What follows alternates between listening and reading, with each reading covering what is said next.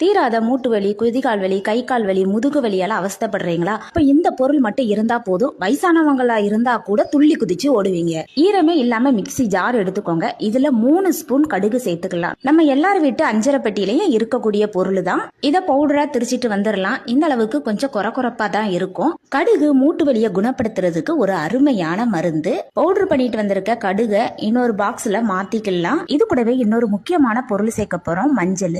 மஞ்சள் ஒரு ஸ்பூன் சேர்த்துக்கலாம். 2 கற்பூரம் எடுத்திருக்கேன். கைட்ட இந்த மாதிரி நுணுக்கிட்டு 2 கற்பூரத்தையும் இதோட சேர்த்துக்கலாம்.